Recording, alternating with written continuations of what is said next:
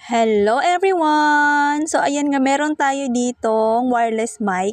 Titingnan natin kung maganda to, si TNW A37. So syempre, ang una kong na-appreciate dito yung lagayan niya. Lagayan pa lang bongga na. Ayan na. Ganda ng lagayan niya oh.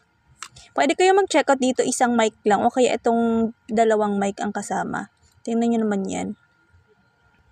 Syempre, ang pangalawa ko nagustuhan dito, may charging case na po yan siya. So, hindi na kayo charge ng mga mic nyo dyan. Automatic na po yan nag-charge pagka binalik nyo dyan after nyo gamitin. Ayan, naka-dual port receiver na rin po yan siya. So, pwede siya sa iOS and then sa Android. Ayan, so ito ang pinaka-itsura ng mic natin dyan. Ganyan oh, bongga. Ganda no. May ano to, magnetic. Ayan, magnetic na po yan oh. Oh. Then, hindi lang yan yung kasama niyang ano ha, meron pa yung magnetic clip. Ayan, eto oh, meron din siya ditong magnetic clip. So, kung kahit sa sombrero, 'di ba, pag nakasombrero kayo, pwede niyo 'to i-clip. Ayan, so marami siyang pwedeng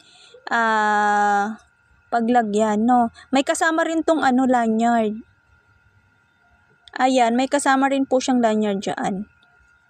Of course, may kasamang manual and then charger. May ano rin to, may pouch.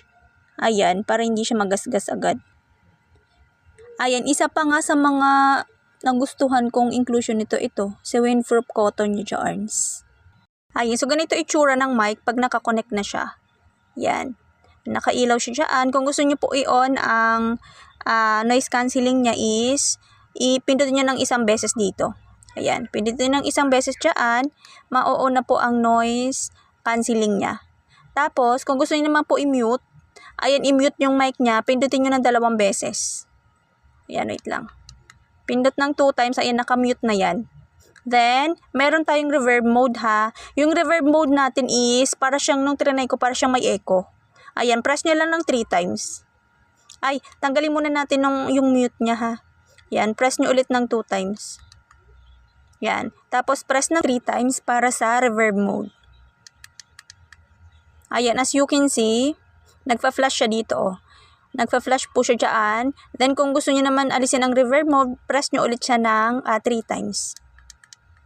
Yan. So, ganyan siya. Ayan, oh, naka-steady na po ang light niya. So, ganun siya. I-try natin siya, yung mic niya ha, sa maulan. Kung gaano ba ka-clear. Kahit ang sobrang lakas ng ulan, sige, try natin. I-try po natin ngayon ang mic. Ang lakas ng ulan, i-try natin ang mic. Kung gaano ba siya ka-clear. So, ito ang boses ko pag walang mic. Ayan, so ganito naman po ang boses pag meron akong suot na mic.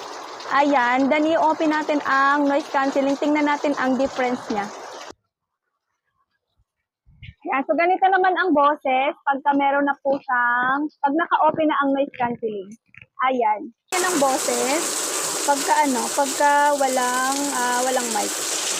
Ilalagay lang natin tong mic. So ito naman ang boses.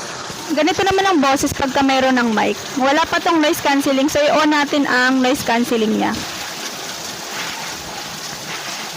Pindutin nyo lang yan. Ayan. So ayan, naka-on na ang noise cancelling niya. Ganyan ang boses pag naka-on na po ang noise cancelling. Ayan.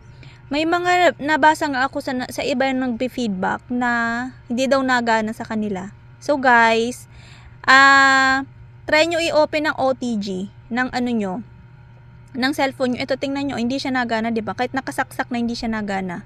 Ayan. So, punta tayo sa settings.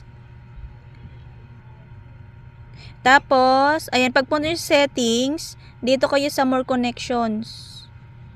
Ayan, i-open nyo lang dyan yung OTG. O, kita nyo, naka-connect na, oh. Ganyan siya, open nyo lang OTG pag hindi nagana sa inyo. Ibang cellphone kasi, automatic, pagka nilagay nyo tong receiver, na agad, magkukonek na. Yung iba naman, kailangan po i-open ang OTG sa settings, ha, para mag-connect siya. O, tingnan nyo. Pag in-off ko OTG, ayan, wala na. O, i-on ko. O, naka-connect na. So, ganyan po siya ha.